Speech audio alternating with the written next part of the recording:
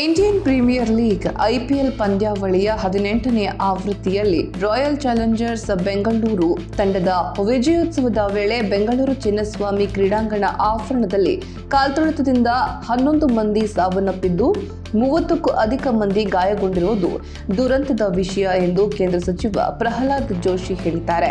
ಈ ಕುರಿತು ಸಾಮಾಜಿಕ ಜಾಲತಾಣ ಎಕ್ಸ್ ಖಾತೆಯಲ್ಲಿ ಮಾಹಿತಿ ಹಂಚಿಕೊಂಡಿರುವ ಅವರು, ಜನಸಂದಣಿಯ ನಿರ್ವಹಣೆ ಮಾಡದ ಪರಿಣಾಮ ಇಂತಹ ದುರ್ಘಟನೆ ನಡೆದಿದೆ.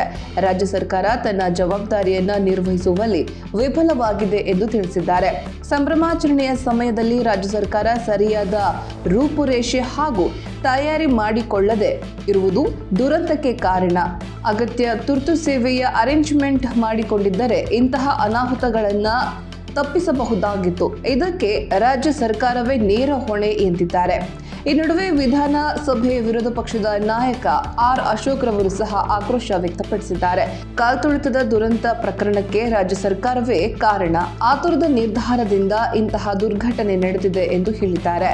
ಘಟನೆಯಲ್ಲಿ ಗಾಯಗೊಂಡು ಬೌರಿಂಗ್ ಆಸ್ಪತ್ರೆಯಲ್ಲಿ ಚಿಕಿತ್ಸೆ ಪಡೆಯುತ್ತಿರುವ ಗಾಯಾಳುಗಳನ್ನು ರಾಜ್ಯ ಬಿಜೆಪಿ ಅಧ್ಯಕ್ಷ ಬಿವೈ ವಿಜಯೇಂದ್ರ ಭೇಟಿ ಮಾಡಿ ಆರೋಗ್ಯ ವಿಚಾರಿಸಿದ್ದಾರೆ. ಈ ಸಂದರ್ಭದಲ್ಲಿ ವಿಧಾನ ಪರಿಷತ್ನ ವಿರೋಧ ಪಕ್ಷದ ಮುಖ್ಯ ಸಚೇತಕ ಎನ್ ರವಿಕುಮಾರ್ ಮತ್ತಿತರರು ಉಪಸ್ಥಿತರಿದ್ದರು. ಬಳಿಕ ಬಿವೈ ವಿಜಯೇಂದ್ರ, ರಾಜ್ಯ ಸರ್ಕಾರದ ನಿರ್ಲಕ್ಷ್ಯ ಧೋರಣೆಯೇ ಕಾಲ್ತುಳಿತದ ದುರ್ಘಟನೆಗೆ ಕಾರಣ ಎಂದು ದೂರಿದ್ದಾರೆ.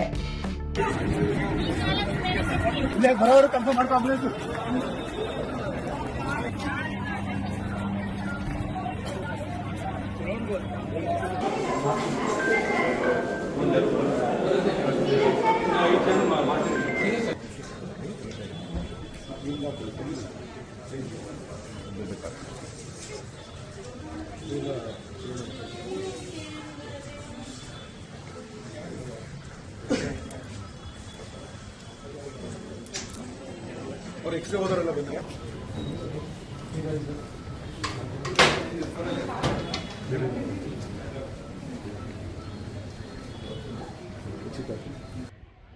ಪೊಲೀಸರು ಯಾವುದೇ ಕಾರಣಕ್ಕೂ ವಿಧಾನಸೌಧದ ಮುಂದೆ ಸಂಭ್ರಮಾಚರಣೆ ಬೇಡ, ನಾವು ಕ್ರೌಡ್ ಅನ್ನು ಕಂಟ್ರೋಲ್ ಮಾಡೋದಕ್ಕೆ ಸಾಧ್ಯ ಆಗೋದಿಲ್ಲ ಅಂತೇಳಿ ಪೊಲೀಸ್ ಹಿರಿಯ ಅಧಿಕಾರಿಗಳು ಹೇಳಿದ್ರು ಸಹ ಮಾನ್ಯ ಮುಖ್ಯಮಂತ್ರಿಗಳು ಹಿರಿಯ ಪೊಲೀಸ್ ಅಧಿಕಾರಿಗಳಿಗೆ ಒತ್ತಾಯ ಮಾಡಿ ಆಗಲೇಬೇಕು ಅಂತೇಳಿ ಆದೇಶ ಮಾಡಿದ್ಮೇಲೆ, ಒತ್ತಾಯ ಮಾಡಿದ್ಮೇಲೆ ವಿಧಾನಸೌಧದ ಮುಂದೆ ಇವತ್ತು ಸಂಭ್ರಮಾಚರಣೆ ಕಾರ್ಯಕ್ರಮ ಮಾಡೋಂಥ ಪ್ಲಾನಿಂಗ್ ಆಯಿತು.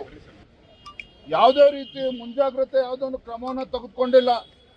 ಪಾಪ ನಾನು ಒಳಗಡೆ ಆ ಹೆಣ್ಮಕ್ಳನ್ನು ಮಾತನಾಡಿಸ್ತಾ ಇದ್ದೆ. ಕೆಳಗೆ ಬಿದ್ದರೂ ಸಹ ಯಾರು ಅವ್ರು ಎತ್ತೋರು ಕೂಡ ಯಾರೂ ಗತಿ ಇಲ್ಲ, ಯಾರು ವಾಲಂಟಿಯರ್ಸ್ ಇಲ್ಲ, ಪೊಲೀಸ್ ವ್ಯವಸ್ಥೆ ಇಲ್ಲ, ಆಂಬ್ಯುಲೆನ್ಸ್ ವ್ಯವಸ್ಥೆ ಇಲ್ಲ. ಯಾಕೆ ಸರ್ಕಾರಕ್ಕೆ ಗೊತ್ತಿರಲಿಲ್ಲ ಇವತ್ತು ಲಕ್ಷಾಂತರ ಸಂಖ್ಯೆಯಲ್ಲಿ ಬರ್ತಾರೆ ಅಂತೇಳಿ. ಚಿನ್ನಸ್ವಾಮಿ ಸ್ಟೇಡಿಯಂ ಕೆಪಾಸಿಟಿ ಏನಿದೆ ಇವತ್ತು, ನಾನು ಇವತ್ತು ರಾಜ್ಯ ಸರ್ಕಾರಕ್ಕೆ ಆಗ್ರಹ ಮಾಡ್ತೇನೆ, ಇದು ಜುಡಿಷಿಯಲ್ ಎನ್ಕ್ವೈರಿ